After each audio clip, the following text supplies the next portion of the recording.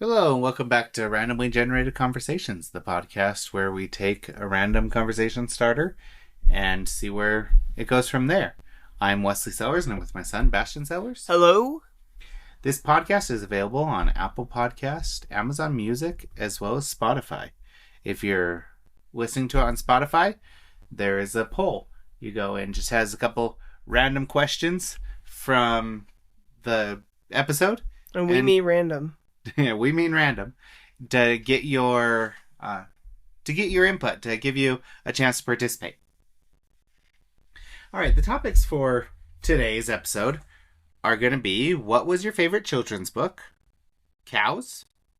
What was your favorite smartphone? Or what was your first smartphone? Sorry. And South America. All right, what was your favorite children's book? What children's book did we read when I was younger? We never read. Just kidding. We had A bunch of Dr. Seuss books. Mm-hmm. I think I liked those, even though some parents might argue, oh, those weren't good for children, this and that. I don't know why, but I had one of my friend's parents argue that. It was like, these books are not good for children. Why did you put them in the library, this and that? And They're teaching kids to hop on pop. Exactly. it was weird. Smack each other with paddles. And I don't know. And to not eat their green eggs and ham. I know it.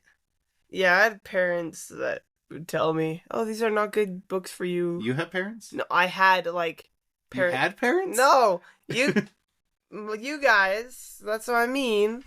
It's my parents, but I had other parents tell me, "Oh, these books are bad," like the teachers. Like other people's parents. Yeah. Okay. They'd be like, "Oh, these books are bad. They're teaching my child this and that." And nowadays, this still happens with Diary of a Wimpy Kid. Teach my kid to be wimpy. I'm just kidding. Teaches my kid to vandalize the school and not tell anyone. Yeah, we're not going to get into that topic here, but yeah, there's a lot of different opinions on books, and you can have your own opinion. Exactly. We're pretty open when it comes to literature. Yeah, sometimes my friends will be like, "Oh, this is not a good book. I don't like the book." And I'll be like, "Okay, I'll try reading it, see what I think." And sometimes I might like the book, or I might not like it and dislike as much as they do. And then we warn somebody else, and they do the same thing. They check out the book. And that's the beauty of taste, right? Mm-hmm. So, not everybody's going to like the same movies, not everybody's going to like the same shows, not everybody's going to like the same book. That's why a library is full of books, and that's only a small percentage of the amount of books in the world. That's true. And because everybody has a different taste when it comes to that. And so, when some people are like, well, I don't want my kid reading that, well, it could be their own taste as well. And we respect that. We respect that everybody's going to have their own opinion, the way they enjoy things. However, one of my favorite, not a book from when I was a child, but if I'm talking about a child book, is Llama Destroys the World. Oh my gosh. That is a good book. Now, I'm going to disagree with anyone who says that that's not a good book. I think that's a book that every child should read 100 times, and every parent should read to their child. It's nonsense. Let's just go with that. That book is a bunch of nonsense, but it's a good book.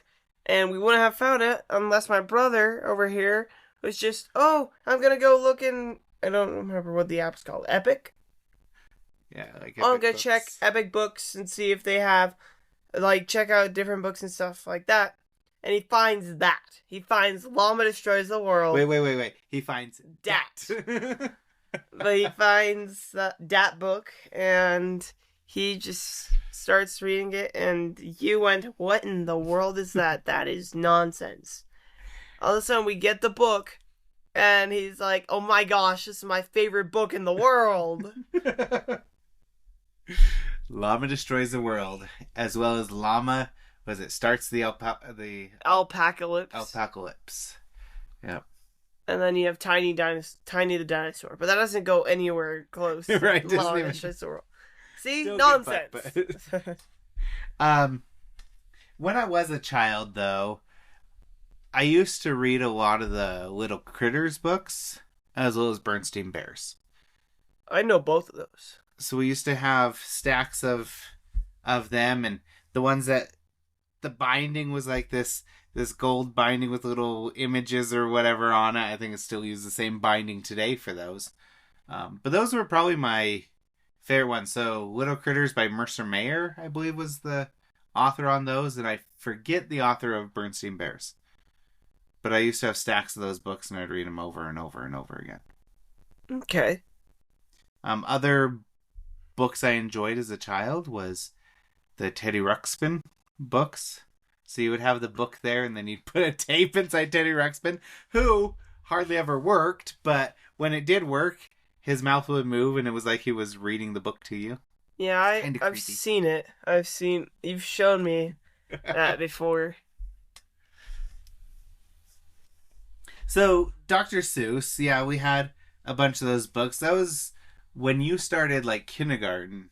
Yeah, or we whatever. got all I think those. you got some of those. We bought a set of Dr. Seuss books so you can read and practice your reading and everything. I remember waking, like, it was nighttime. I remember waking up and we saw the Dr. Seuss book. Like, I saw that you guys came out of a store with a bunch of Dr. Seuss books. I don't remember what store it was, nor do I remember what time it was. But yeah. So you were waking up probably in the shopping cart with us.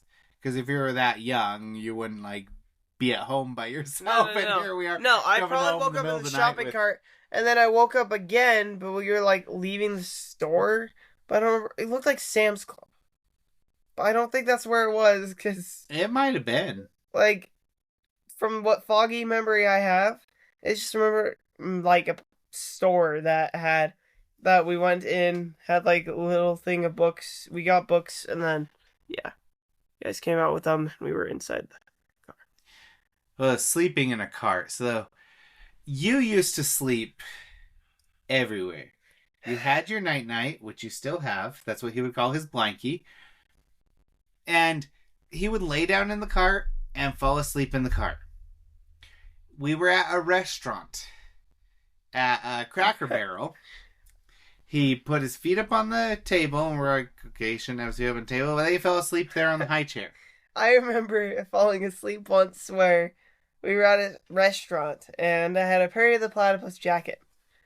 And I fell asleep while I think he was taking our orders or something like that. And I fell asleep right after we took mine. Uh-huh. And I just fell asleep, and I was asleep till the food came. You used to sleep everywhere. And I the thing love is, we sleeping. never knew you were tired. Because even when we were camping, you would talk, and then you'd be asleep. There was no break as to, oh, he's winding down. No, 1 minute, less than a minute, transition from still talking to being asleep.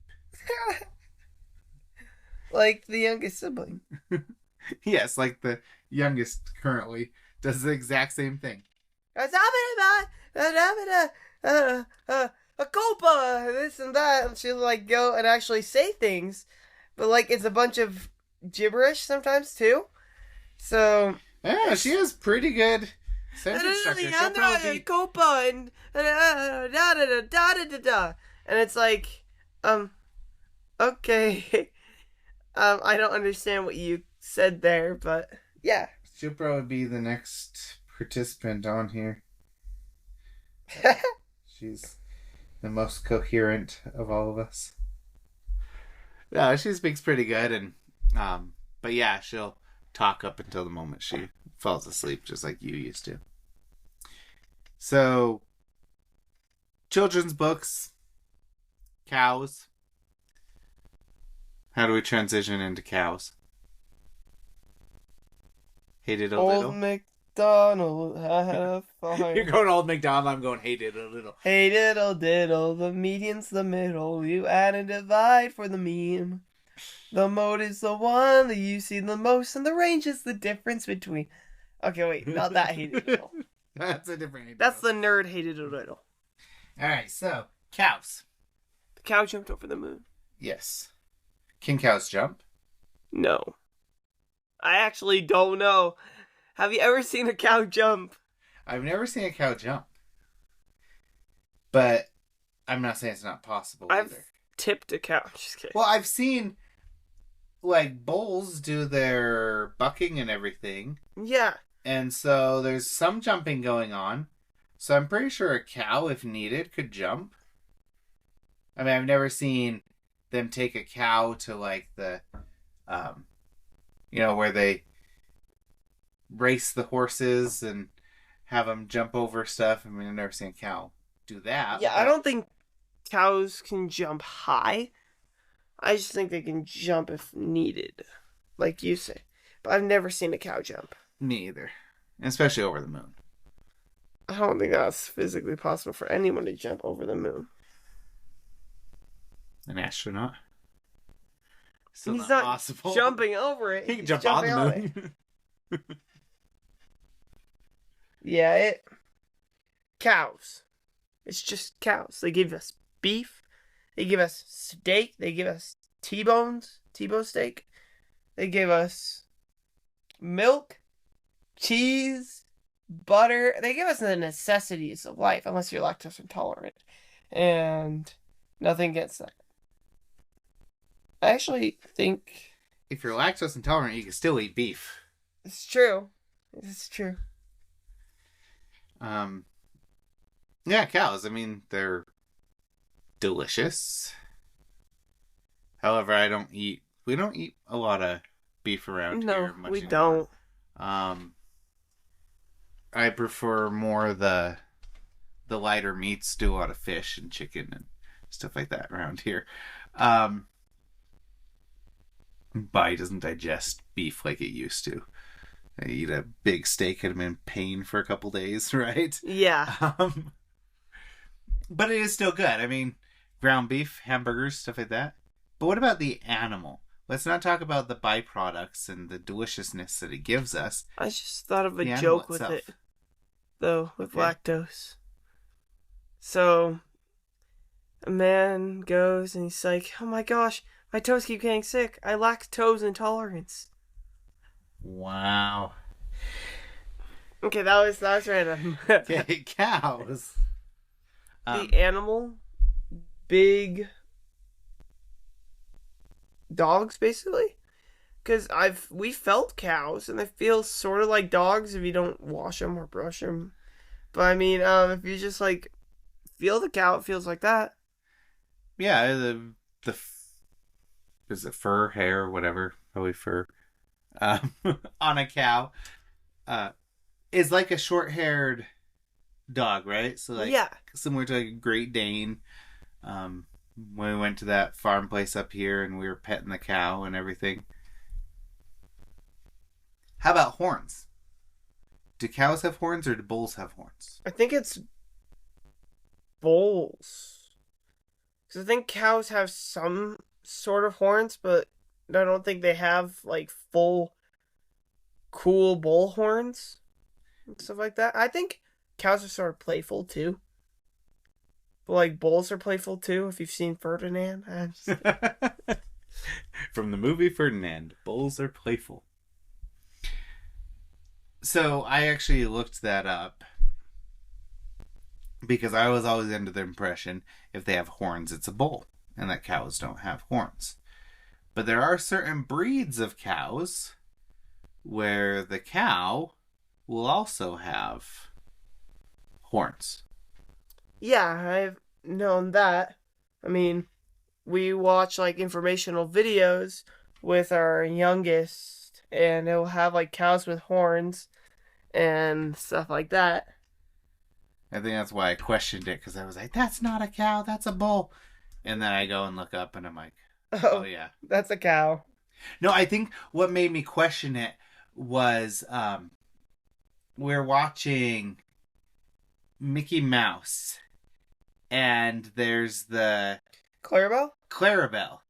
And I was like, why does she have horns when she's a cow? I think it's a dairy cow that has horns. And I think it's more like a longhorn. Certain breeds of dairy cow also have horns. So, anyway, and that's when I found out that cows can have horns also. What's the name of a female cow? Even though it's probably just cow. But, like, I don't know that. Cow? A calf? I'm just kidding. No, calf is a baby. You know that. I know. Bull is the male. I'm not sure. There's a heifer, but I believe that's like a type of cow. I don't know. You're making me show my ignorance and what I don't know about cows. Now I'm gonna have to go research cows. Cows. You have to learn all about cows. Cows. They are amazing cows. They do many You're things. singing today. Yes, I am. All right. Need to make a note to research cows. All right. So, what was your first smartphone? Your phone. My phone. As I got rid of it, I gave it to you. Mm-hmm. And it was only supposed to be for like a month or two because we needed it for a school trip. Yeah, and then we just kept... You kept it because we did also need it for rides and stuff when we needed. Like if I'd go to friends' houses and stuff. You have different friends' numbers because we didn't know if certain friends were going to be there the next years after. So yeah. Yeah, it was nice to have you have a phone. Pros and cons, definitely. Yeah, there's pros and cons to anybody having a phone. Like, yeah, it just depends what happens with it. My first smartphone. So I remember my first phone was a Kyocera phone. Not even a flip phone, a small one. And then, right after that, I had a Nokia. The Nokia Peanut phones. Kind of the Nokia brick where you could chuck out of the wall and it breaks the wall, not the phone. Right. Yeah, so I had the Nokia brick, the Nokia Peanut. And I had that for many years.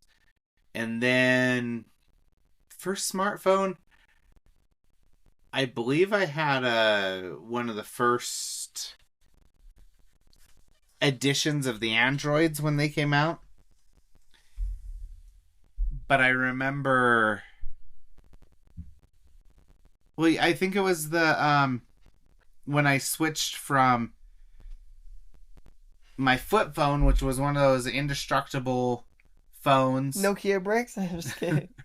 No, we had and you could take pictures underwater and everything. And then they came out with a version that was a smartphone version.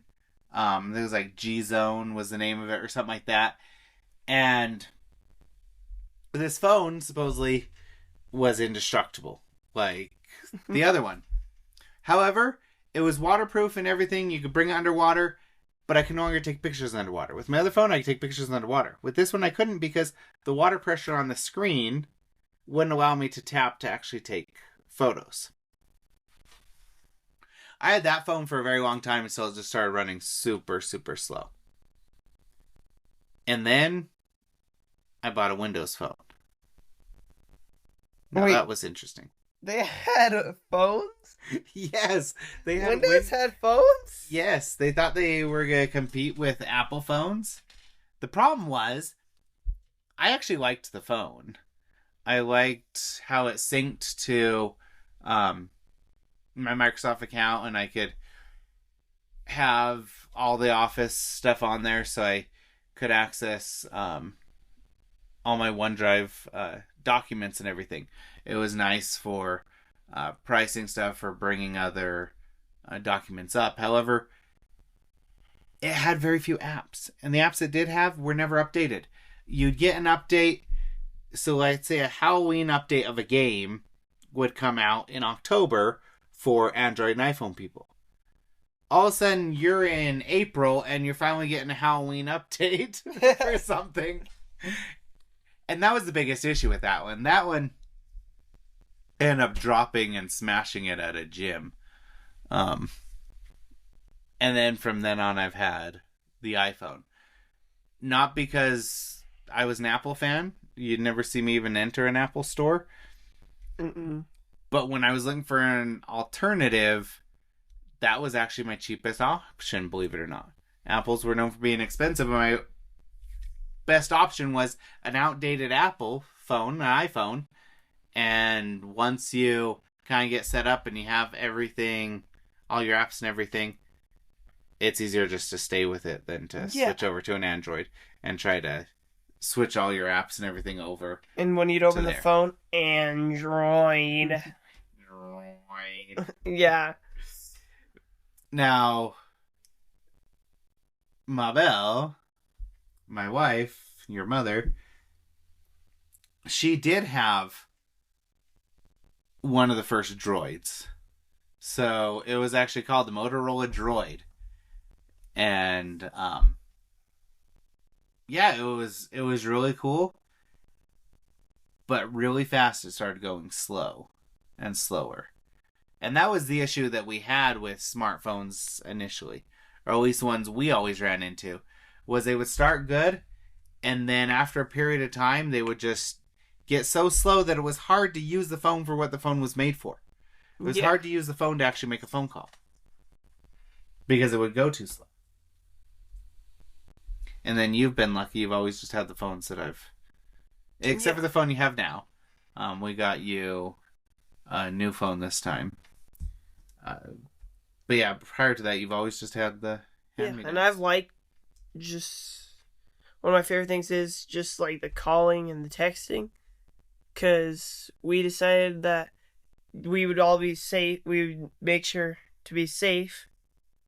That we wouldn't have like the search engine and stuff. Just to be safe with my phone, being a newer phone. And we decided, you know what? Just texting and calling. I like that. But like I have the games and still like the Apple Store settings, stuff like that. Everything that comes with the phone. And I like that because I'm not going to be searching up like, hey, how do I do this? How do I do this? How do I do this? I can use the computer to do that for me. And I don't have to rely on my phone giving me the wrong answers or what I didn't want. You removed the distractions that were there with all those aspects. And YouTube. We got rid of that because I had a trouble with YouTube back a while ago. Yeah, just like any type of media like that, it's so easy to waste time just watching YouTube videos. Right? They didn't even have to make sense. They were just YouTube videos. Yeah, I think that's society nowadays, too. I mean, how many TikTok videos actually make sense? None. How many shorts actually make sense? It's all just my nonsense shorts do. out there. Well, yes. All right, so South America. I want to go there sometime. That'd be fun.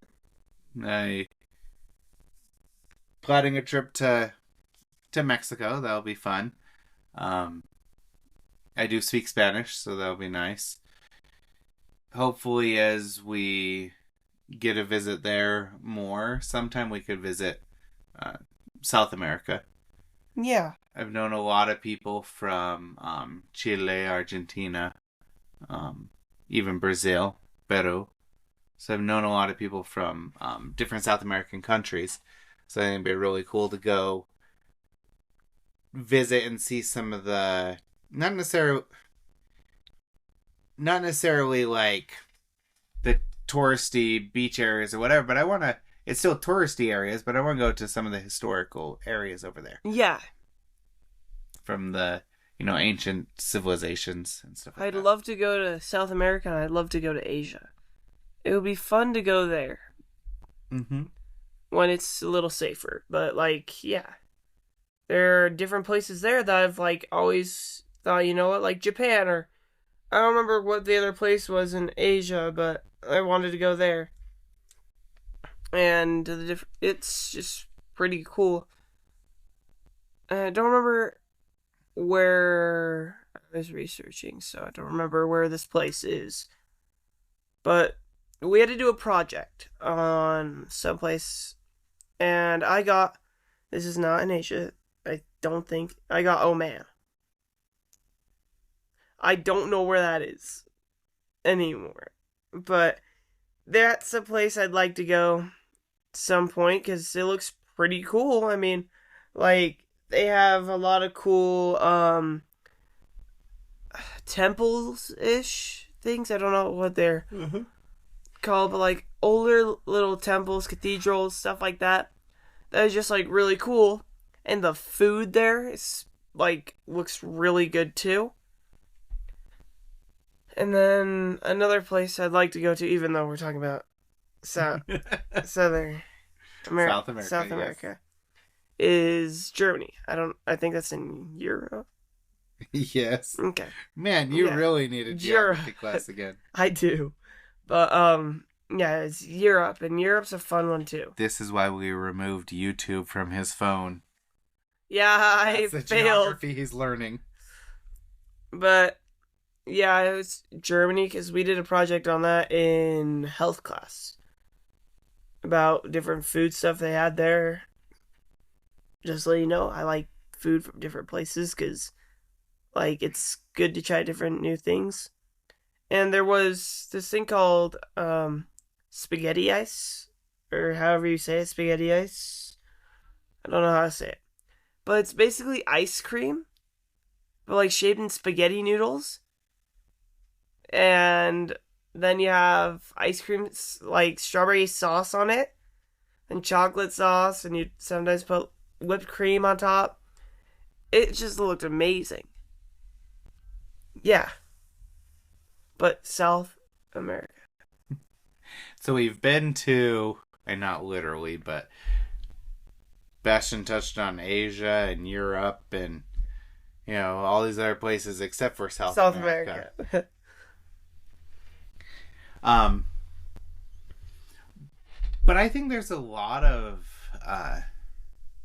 cool history down there. I mean, there's history everywhere. But I would really like to go see some of that. I'd like to... When I was younger, one of my goals was always to go see the Amazon rainforest. Right? I can't say I'm as excited now that I'm older as I was then. At that point, I did a whole paper on the Amazon rainforest. I really wanted to go see it. But as I've gotten older, there's a lot of other places that I think I would prefer to go first. There's been a lot of changes, really, to the rainforest since then. Yeah. To the way it was.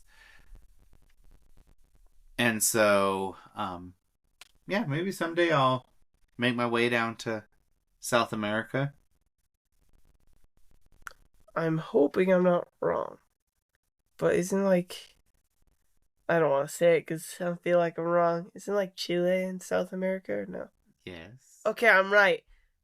I'd like to go there because I've heard of different things in there. Like, I've heard different cool things that have happened there, and I've also heard of scary things. But there's scary things everywhere, if you think about it.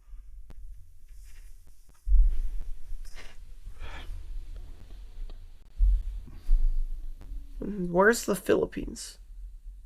That's more islandy. Oh, okay. Because I'd like to go there too. That would be cool. I could take Caleb with me and his friend. Philippines would be cool.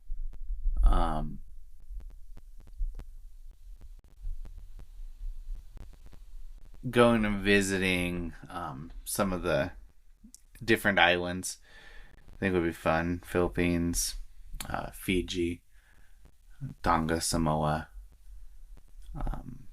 New Zealand even. Hawaii. I guess technically Australia is an island as well. It's just a bigger island. Japan is an island. It's an island, yeah. Osaka. It's just a bigger island, right? That's where I want to go. So that'd be fun to visit some of the islands, but because of being closed off, which is a good thing, a lot of times they're not as welcoming to outsiders. Yeah. Because when you're closed off and when people come, people tend to want to change their traditions to accommodate them to make them more comfortable. Where these people are happy with their life without all this other influence. Now, I'm not saying they're indigenous or don't have any influence already, but it's minimalized in some of these island areas. And that's what is the allure to draw me there, is to see some of this culture.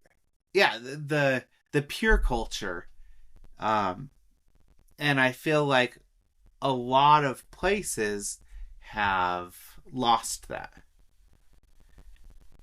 And especially with a globalized world and everything, right? Where everything's at the push of our fingertips with a keyboard. We click online, we have all this information and everything, and so